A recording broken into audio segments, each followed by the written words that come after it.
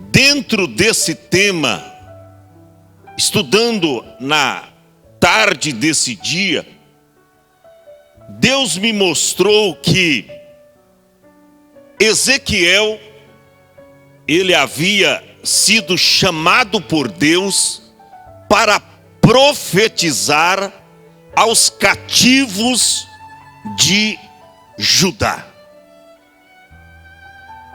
Segundo a Bíblia, Judá, nessa época, estava entregue ao pecado e a correção de Deus veio sobre aquele povo de dura cerviz, povo rebelde. Tanto é que quando Deus chamou Ezequiel, no capítulo 2, filho do homem, levanta-te, põe-te em pé e falarei contigo, porque Deus não fala com o homem caído, a não ser para ele se levantar. E no capítulo 3 do livro de Ezequiel, Deus envia Ezequiel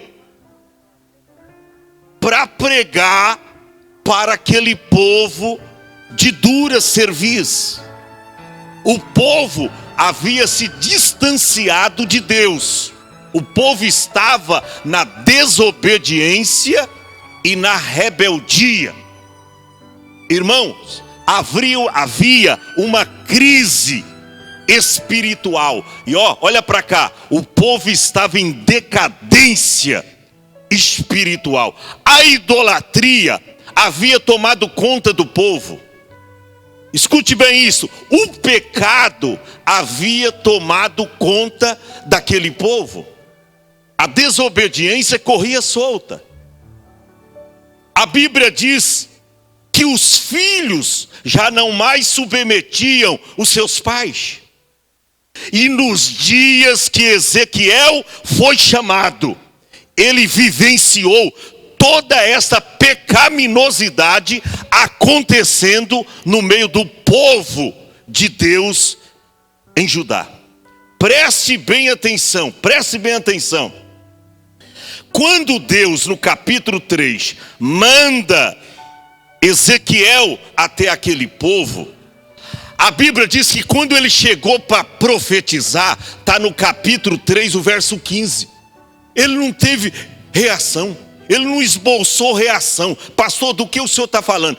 Ele ficou lá 7 dias, pasmado, vendo o povo na desobediência, vendo o povo no pecado. Ele diz que ficou lá pasmado no meio do povo, no meio deles.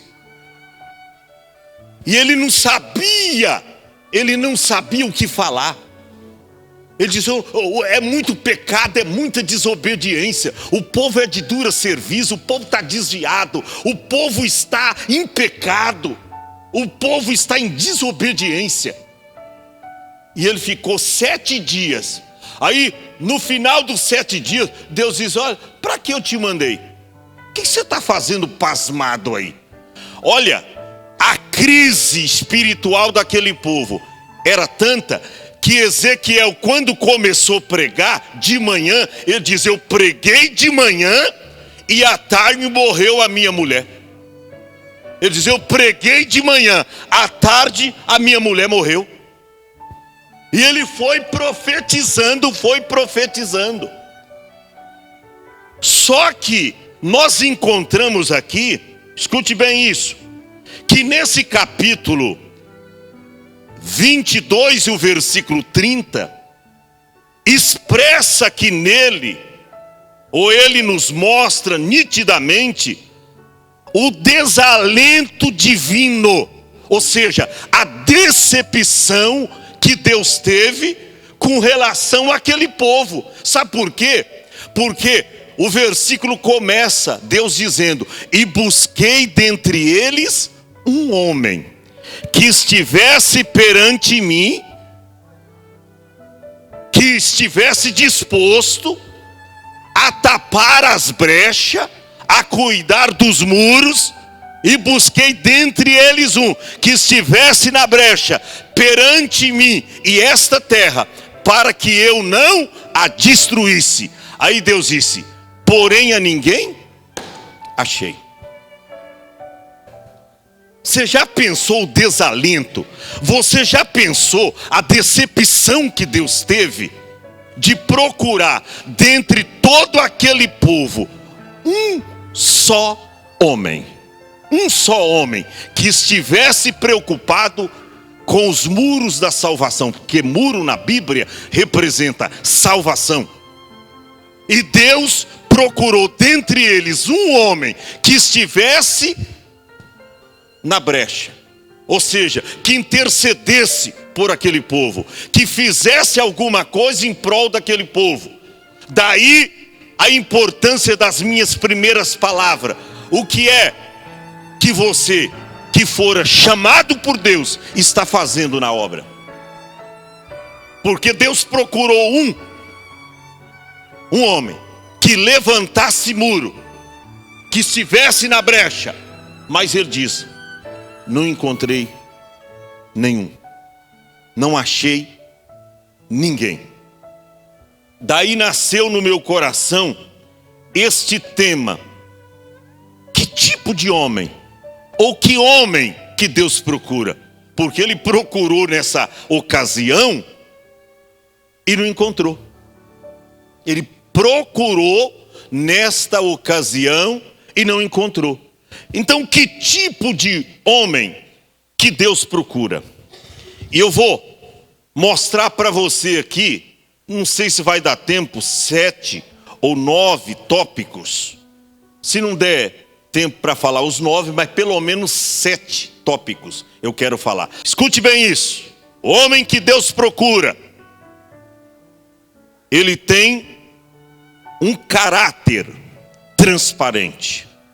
O homem de caráter transparente, ou seja, nada a esconder em intenções e ações, mas com sinceridade. Ele fala a palavra, ele faz as coisas de Deus com sinceridade e com verdade.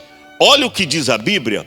Paulo escreveu, segunda epístola aos Coríntios, capítulo de número 2, versículo de número 16. Vamos ver. Para uns, na verdade, cheiro de morte para a morte, mas para outros, cheiro de vida para vida.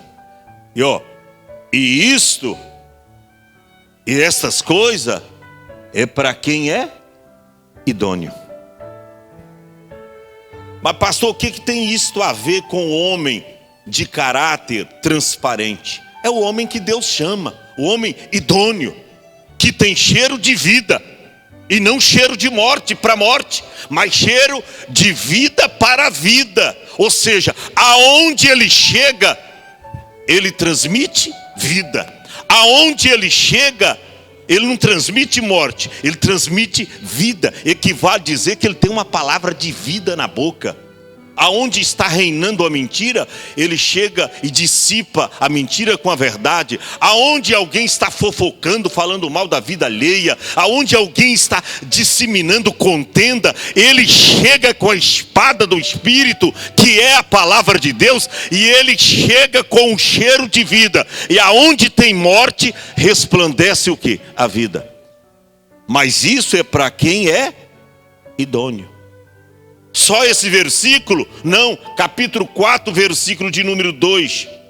Vamos ver? 4 e 2. Pelo contrário, rejeitando as coisas ocultas, que são vergonhas, não andando com astúcia e nem adulterando a palavra de Deus, mas pela manifestação do quê?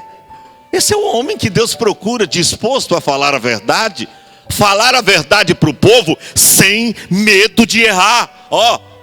A manifestação da verdade, não adulterando a palavra, mas pela manifestação da verdade. Nós nos recomendamos a consciência de todos os homens diante de quem? De Deus. Capítulo 6, versículo de número 3 e 4. Capítulo 6, 3 e 4. Não dando nós escândalo algum. Ali diz, não dando nós nenhum motivo de escândalo. É o homem de caráter transparente. Aonde ele chega, ele é luz. Ele é sal da terra e ele é luz do mundo. E as pessoas podem olhar para a vida dele. Não dando nós nenhum motivo de escândalo em coisa alguma, para que o nosso ministério não seja censurado. Olha o verso seguinte. Antes em tudo, recomendando-nos como ministros de Deus, em muita perseverança, em aflições, porque o homem de Deus sofre, em necessidades e em angústias. Então preste atenção. O homem que Deus procura, primeiro, ele tem o caráter transparente. Você é transparente com as pessoas que estão à sua volta? Você fala a verdade? Você está disposto? Às vezes a gente tem pagado um preço muito alto por falar a verdade, por confrontar algumas pessoas. E você sabe do que eu estou falando, porque às vezes até lá no seu seio familiar, por você ser uma pessoa transparente e verdadeira, você dá uma fala, você fala e você confronta alguém da sua família e você é taxado como uma pessoa ruim, que quer o mal daquela pessoa, só porque você confronta, porque há algumas inverdades, há algumas mentiras, há algumas coisas erradas. E você, por ser uma pessoa transparente, você não aceita. Tem um homem aí, na mídia, ele é conhecido como o Justo. E ele dirige um programa. Tem muita gente que não se identifica muito com esse camarada. Como é que é o nome dele mesmo? Roberto Justo. Até o nome já faz jus ao caráter. E alguém, mas esse cara é muito duro, esse cara é muito... Por quê? Porque ele esboça o tipo de uma reação, uma atitude, e ele faz um programa aí. Como é que chama o programa? O Aprendiz. A Ruth gosta muito desse programa, entendeu? E a gente aprende, irmão, porque o camarada ali ou entra o meu pai dizia no interior, entra na xixa, ou então estraga tudo. O senhor lembra disso, né? Entra na xixa. Então a gente aprende ou aprende, não tem outra alternativa. O que é isso, irmão? Assim deve ser o caráter do homem cristão. Assim deve ser o caráter da mulher cristã, que aonde ela se encontra, aonde ela esteja, ela está dando para as pessoas bom testemunho. As pessoas olham para ela e dizem, olha, essa aqui é uma seguidora de Cristo. Olha o exemplo que ela tem de cristã. Olha o exemplo que esse irmão tem de cristão. Então o homem que Deus chama é de caráter transparente. Mas esse é o primeiro tópico. O segundo, o homem que Deus chama, ele tem autêntica chamada. Até porque para ser chamado por Deus, tem que ter o dom. E hoje as pessoas não importam, não olham muito para isso. Homem com autêntica chamada. Ou seja, enviado por Deus, não é oferecido, que vai por conta própria. Porque tem gente assim, se a igreja não envia, se o pastor não consagra, se o pastor não coloca no púlpito, daqui a pouco você vê ele aí abrindo uma igreja. E hoje é a coisa mais fácil. A pessoa aluga um salão coloca cadeiras de plástico e um púlpito de madeira para arrecadar dízimos e oferta. E diz que tem uma chamada ministerial. Aí você vai saber a origem do ministério que essa pessoa abriu. A origem ministerial dela, ela não tem passado, não tem vivência com Cristo, não, sequer fora chamada por Deus. Não teve alguém que a preparou. A gente dizia lá no interior, na bigorna, no martelo, no serrote, no cutelo. Não teve alguém que a preparou para ser de fato uma mulher de Deus, um obreiro de Deus. Mas por conta própria, ela se decidiu ser pastor. E hoje está assim, irmão. Tem gente que saiu daqui, e é por isso que às vezes eu não chamo algum jovenzinho que está por aí, que está aqui, de repente já está lá no Ministério de Santos, depois já está lá na igreja, lá no ar, depois já está lá na... Agora já, o outro consagrou aí, consagrou, já saiu, recebeu a consagração, já, o povo está assim. Aí eu que sou errado, que sei que é uma besteira você trazer para o ministério pessoas que não foram chamadas por Deus, que não receberam a chamada. Sabe o que é isso, irmão? Olha o que diz a Bíblia. Primeiro livro de Samuel. Gente oferecida, se oferecendo para o ministério, achando que o ministério é cabide de emprego. Cabide de emprego. Tem isso na Bíblia? Tem. Primeiro livro de Samuel, capítulo 2, verso 36. Vamos ver? Também todo o que ficar do resto da tua casa virá inclinar-se diante dele por uma moeda de prata ou por um pedaço de pão, e dirá: rogo-te que me admites um cargo sacerdotal. Me dá um cargo sacerdotal para que eu possa comer um bocado de pão. Ou seja, é o obreiro oferecido, que não fora chamado por Deus, né? E agora ele diz: não, rapaz, ser pastor é muito bom, a gente não precisa levantar cedo, bater cartão, né? Eu sei que vai lá todo dia para bater, a gente não precisa bater cartão. Eu queria estar batendo cartão e estar sentadinho aí no seu lugar, do que essa responsabilidade sobre os meus ombros de ser pastor. É uma responsabilidade muito grande, e nós daremos conta do nosso pastoreio, do nosso pastorado diante de Deus. E é muito mais fácil você dar conta da sua alma apenas, ou da sua família, do que dar almas de muita gente. Pastor, vai dar conta? Dá. Hebreus 13 e o verso 7 e depois o verso 17 diz que os pastores darão conta a Deus do vosso pastoreio. Depois você lê na sua casa Hebreus 13, 7 e depois o verso 17.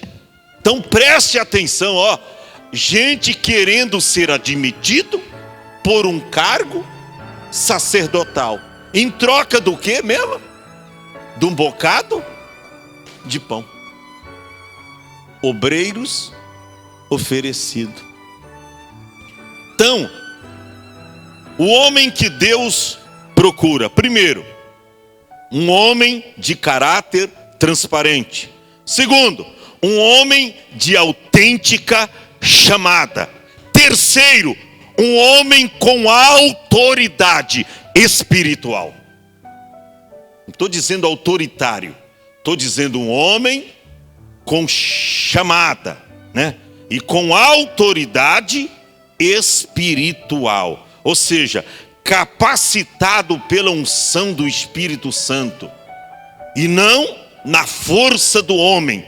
Antes, em Cristo ele fala com autoridade. Eu li um texto hoje que me deixou maravilhado. Evangelho de João, capítulo 7, versículo 43 ao 46. A Bíblia diz que havia acerca do nome de Jesus, do seu ministério, havia causado ali dissensões entre o povo. Uns diziam, ele é bom, rapaz, esse camarada, ele está fazendo coisas extraordinárias. Ele é um enganador. Estava havendo dissensões. Vai me seguindo aí. Aí os fariseus escolhem uns homens, e a Bíblia diz que manda eles irem lá, uns comissários, para prender Jesus. Falou, é o seguinte, rapaz, esse homem está trazendo dor de cabeça para a gente.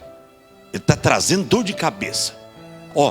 Vai lá e prende esse homem e traz ele para cá. Traz ele. E eles queriam prendê-lo, mas eles não conseguiram colocar a mão nele. Porque quando esses homens chegaram lá e viram a autoridade de Jesus, viram o caráter de Jesus, viu a autoridade espiritual que Jesus falava, eles ficaram espantados.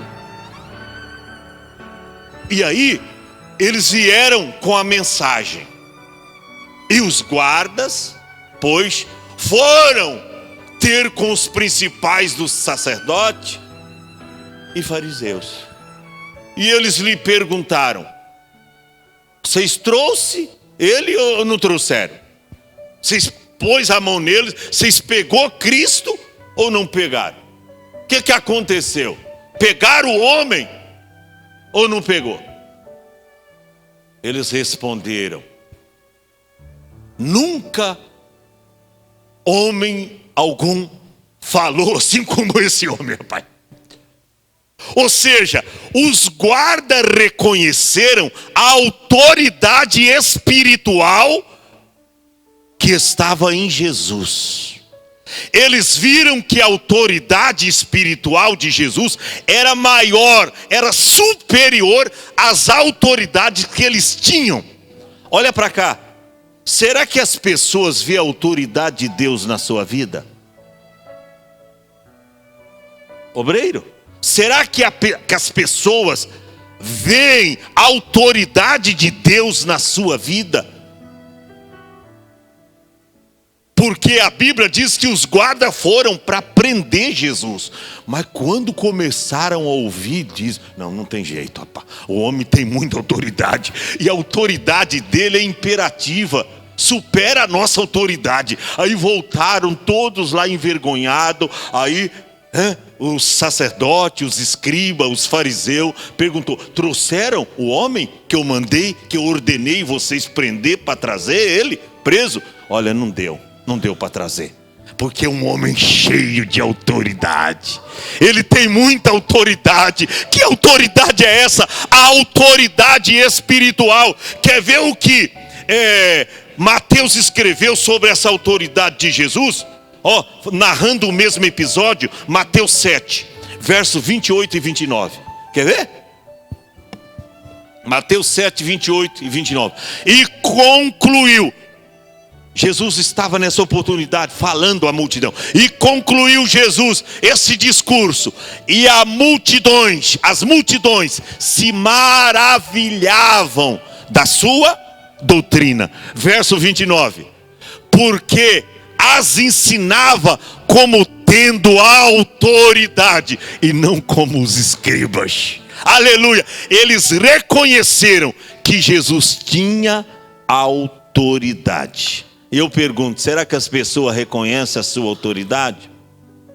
Porque nem mesmo a gente tendo a autoridade de Deus na vida, as pessoas não querem mais nos submeter.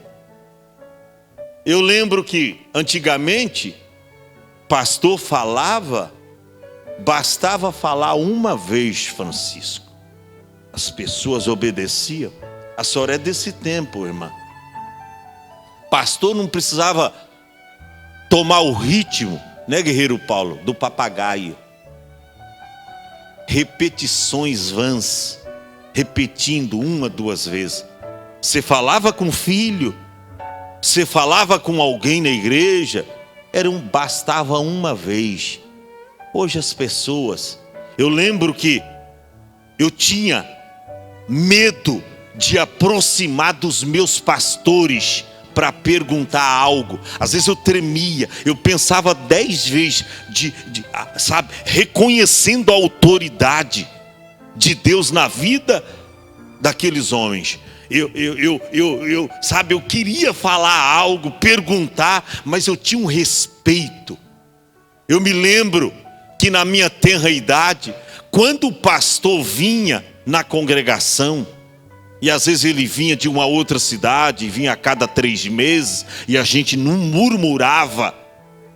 Por isso, porque tinha pastor ali local, tinha presbítero local, cuidando do rebanho, e a gente estava ali também, debaixo de autoridade espiritual. Mas quando o pastor da sede, a cada 3 meses, vinha numa santa ceia geral, na nossa cidade, irmão, a gente fazia festa para receber o pastor. Era uma alegria, sabe? As irmãs faziam um bolo, as irmãs faziam tanta coisa para receber autoridade. Hoje,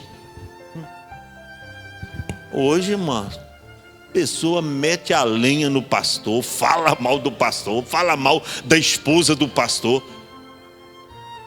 Se o pastor troca de carro, o pastor está roubando da igreja.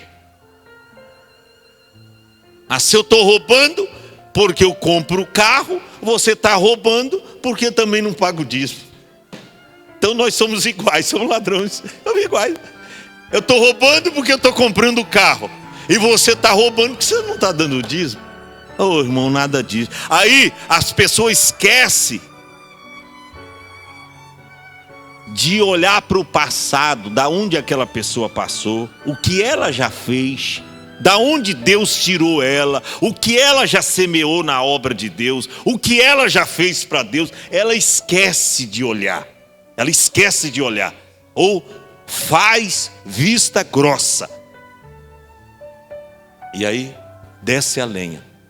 Falta de reconhecer. Até os guardas reconheceram a autoridade em Jesus. Autoridade. Esse homem é verdadeiro. E aí voltaram cabisbaixo e diz: olha, não dá para prender, porque esse homem tem autoridade espiritual. Será que as pessoas estão reconhecendo a sua autoridade espiritual? Você tem autoridade? Porque tem gente que não pode ter autoridade. Por exemplo, você vai falar de oração. É um obreiro que não ora. Que autoridade você tem para falar de oração, sendo que você não ora? Eu me lembro os meus pastores. Você conheceu um, Antônio Sebastião da Silva, de saudosa memória. Ele dizia: olha, filho, é o seguinte, se você não ora, você não pode ensinar sobre a oração, porque o povo vai ver o horário que você chega na igreja, e eles vão te imitar. Eles vão citar o que diz. Paulo dizia, não tinha medo de desafiar a igreja: sejam os meus imitadores, como eu sou de Cristo. Agora, se eu não estou dando exemplo, como é que eu vou ensinar? Se você não tem autoridade com exemplo de vida, como é que você vai poder ensinar alguém? Eles viram a autoridade espiritual em Jesus. Eles viram essa autoridade. Terceiro tópico. Primeiro, qual é mesmo? Homem de caráter transparente. Segundo, homem com autêntica chamada. Terceiro, homem com autoridade espiritual. O quarto tipo de homem que Deus procura: homem com mensagem genuína. Homem o quê? Com mensagem genuína. Ou seja, a base é a palavra de Deus, irmão. E a pessoa de Cristo é o nosso único tema principal, tá? Não usa então de artífice nem de arranjo, porque tem gente que fica artifícios, vamos dizer, de uma forma que o povo entende, ou seja, falsificando a palavra, dando um jeitinho, né? Aquele jeitinho até brasileiro, para as pessoas se converter. Irmão, não é assim. Olha o que está escrito, segunda epístola de Paulo aos Coríntios, capítulo 2, verso 17. O que diz? Não é com jeitinho não. Porque nós não somos falsificadores da palavra de Deus. Nós não somos falsificadores da palavra. Como tantos outros. Está cheio de falsificadores aí da palavra, irmão. Falsificador, estão falsificando a palavra. Estão mudando, adulterando a palavra de Deus. Nós não somos como muitos falsificadores, tantos outros. Mas é com sinceridade, é da parte de Deus e na presença do próprio Deus, em que nós falamos de Cristo, que nós pregamos a Cristo.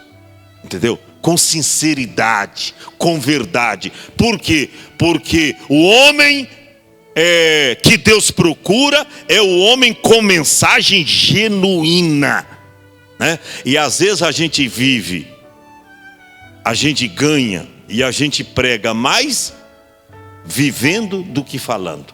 Porque tem momento que as palavras não resolvem. Você fala tanto e as pessoas parecem que não querem, ou algumas tapam os seus ouvidos para não ouvir. As coisas estão assim. Tem ainda mais uma referência, capítulo 5, 18 ao 21. Capítulo 5, 2 Coríntios, 18 ao 21. Mas todas estas coisas provêm de Deus, que nos reconciliou consigo mesmo por Cristo e confiou a quem? A nós. O ministério do quê? Da reconciliação.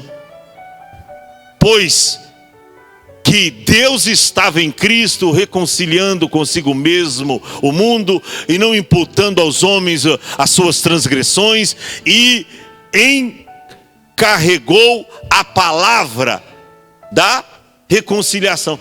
Encarregou a nós. O verso 21, rapidamente, 21. Aquele que não conheceu o pecado, Deus o fez pecado por nós, para que nele fôssemos feitos justiça de Deus. Ou seja, o homem que Deus chama, ele tem que ter, irmão, uma mensagem genuína, para poder levantar diante do povo e dizer: a verdade é essa. Ou seja, eu estou seguindo a verdade, me siga. Como tem aquele programa lá que as crianças gostam: siga-me os bons, siga-me os bons. Ou seja, os ruins não, mas os bons me sigam.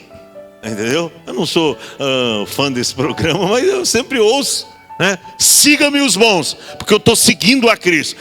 Se o pastor, se você na congregação, se você na porta, se você na tesouraria, se você aonde for, em qualquer departamento da igreja, estiver seguindo a Cristo, imitando a Cristo, as pessoas podem imitar você, que elas vão estar salvas, porque você está salvo, você está seguindo a Cristo.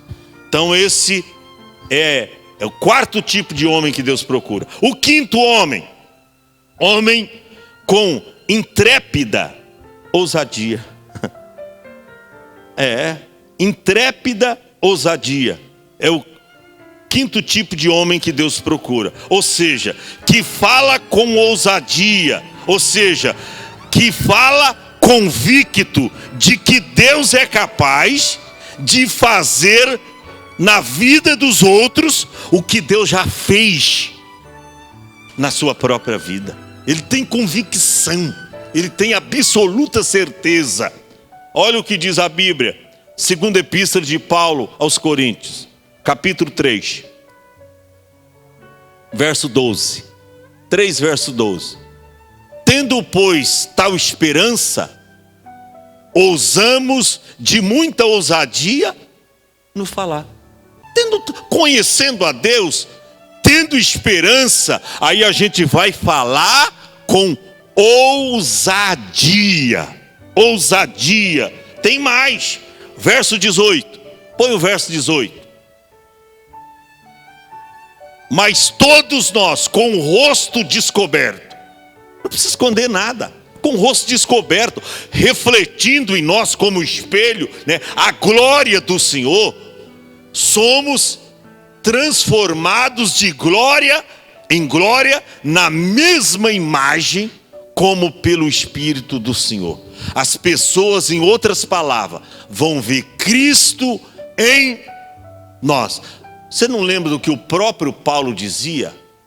Ele dizia: olha, eu não vivo mais, mas Cristo vive em mim. Eu não vivo mais, ou seja, eu não vivo mais para mim mesmo, para fazer a minha própria vontade, mas Cristo vive em mim. Então, esse é o quinto tipo de homem que Deus procura. Primeiro, para recapitular e para você não se perder, o homem que Deus procura: primeiro, homem de caráter transparente. Segundo, homem com autêntica chamada. Terceiro, homem com autoridade espiritual. Quarto, homem com mensagem genuína. Quinto, homem com intrépida ousadia. Sexto tipo de homem, homem com coração humilde. Homem com coração o quê? Humilde. Consciência, irmão, de que o seu potencial está nele.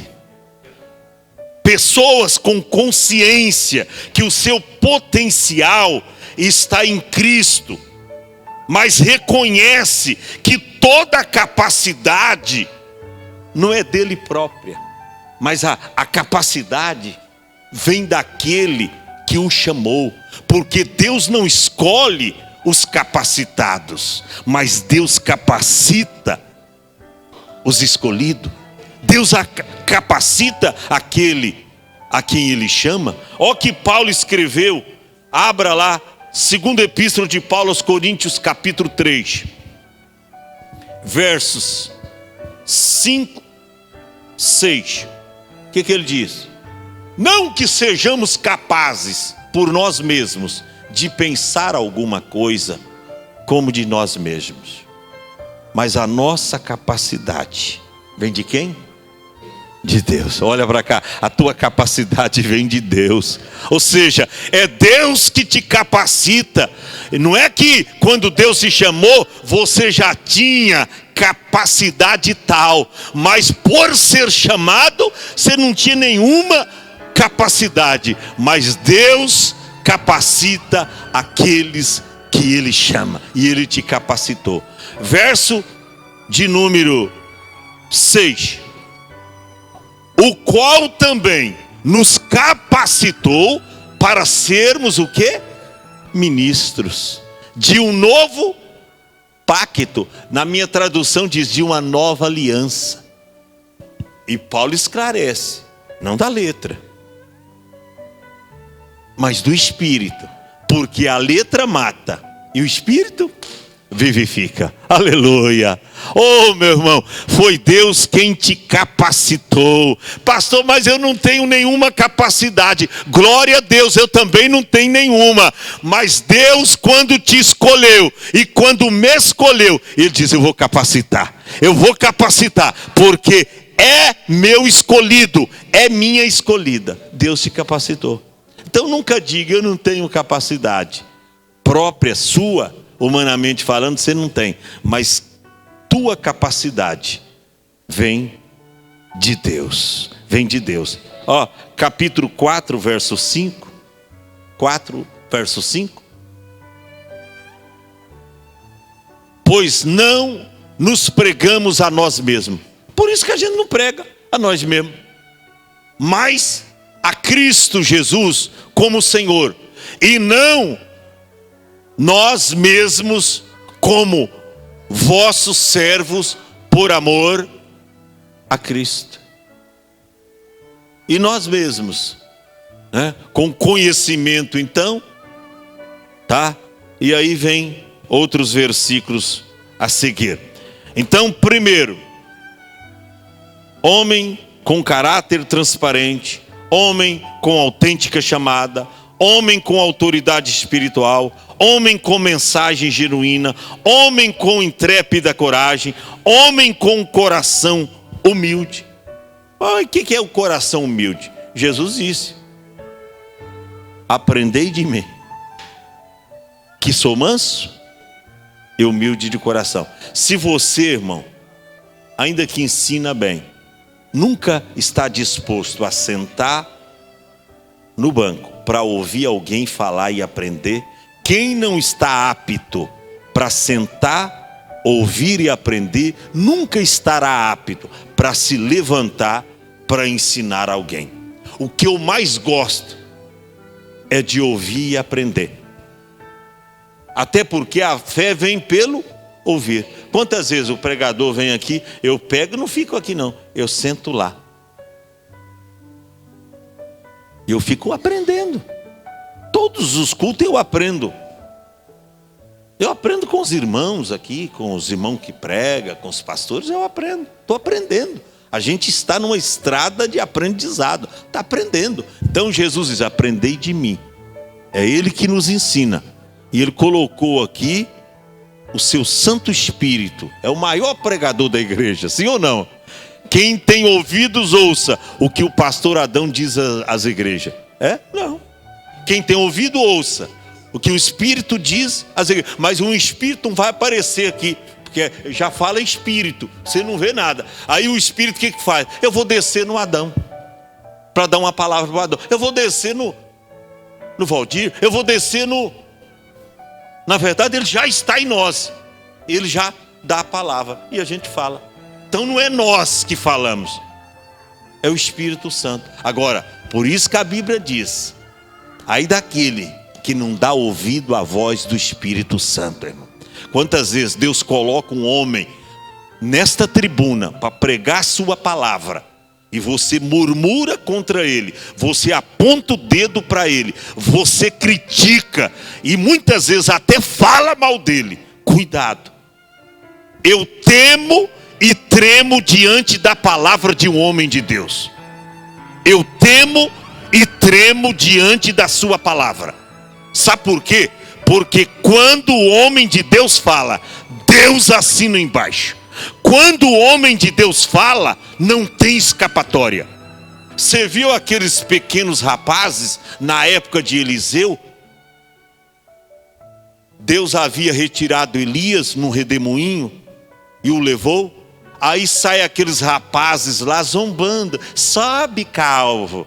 Ele é um pouco meio careca, né? Sobe, calvo. Ou seja, Deus levou o seu guia, o seu chefe, o seu superior, o seu senhor, e você ficou: sobe, calvo, sobe, calvo. Mas eles não sabiam que a autoridade de Deus já estava, e que estava em Elias, agora estava em Eliseu.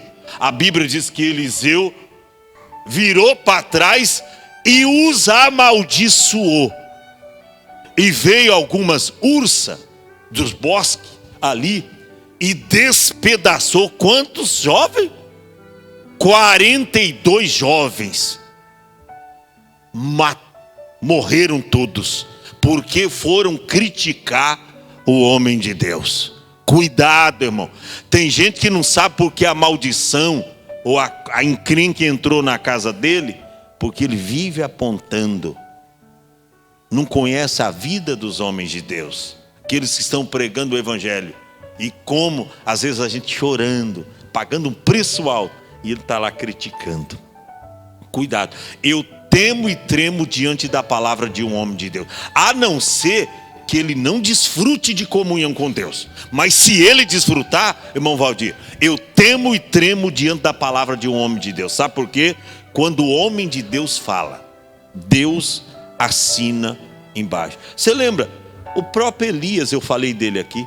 Chega um capitão com 50 e disse: Elias, homem de Deus, o rei disse: desce.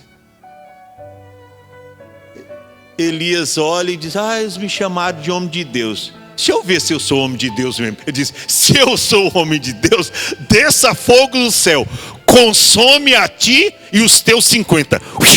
51 homens desapareceram, morreram queimados, sumiu do mapa. Aí o rei pega, espera algum tempo, cadê você? Manda mais um capitão com 50, com a mesma mensagem. Elias, homem de Deus, o rei disse: desce.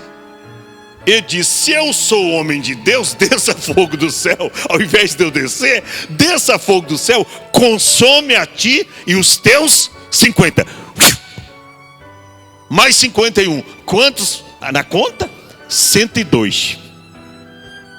E o rei espera, e cadê os homens? Nada. Ele escolhe mais um capitão com 50. Só que ele chega diferente. Ele chega humilde. Por isso que a gente estava falando da humildade. Ele chega humilde. Homem de Deus.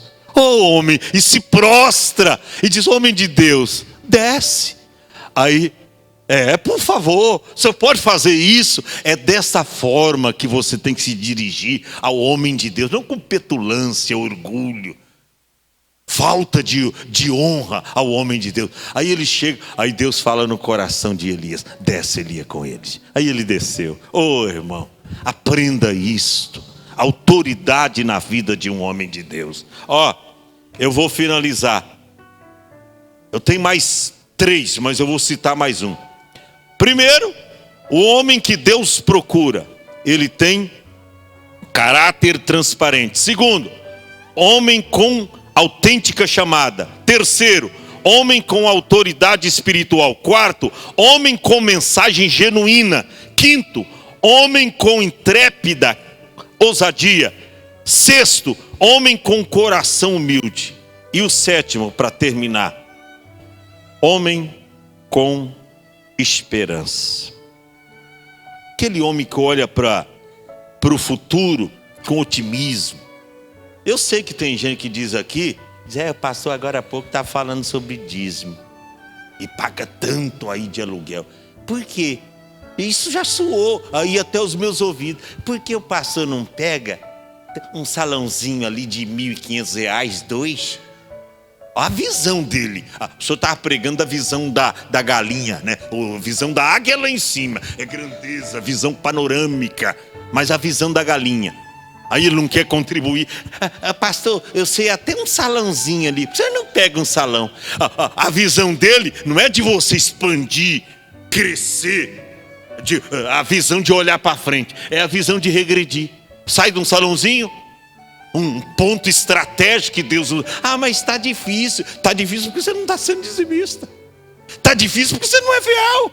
Está difícil porque você não pôs a mão no arado, como a viúva que ganha, a miniatura ganha pouco, mas está contribuindo. Mas você tem a visão que o irmão falou da galinha. Aí o pastor poderia sair daqui, pegar um salãozinho lá na minha rua. Esse dia alguém até quis arrumar um salão para mim, irmão. Eu falei: gozada, a visão do camarada. Pastor podia sair daqui. Irmão, esse pastor é pastor de fé.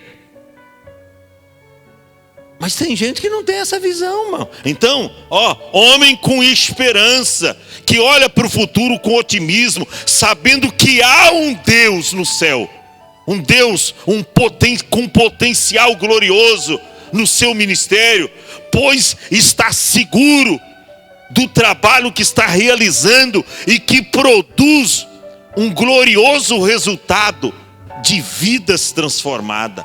Não importa quando, mas se a gente ganhar uma alma aqui, 10 almas, 20 almas, nós estamos fazendo um grande trabalho para Deus. Eu tenho uma lista aí de 253 pessoas que nós já batizamos. Não é muita nos 7 anos que nós passamos aí.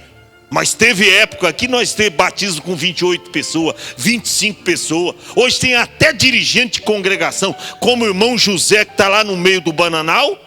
Né, irmão? O senhor trabalhou lá, que foi batizado no tanque batismal ali na casa do pastor Adão.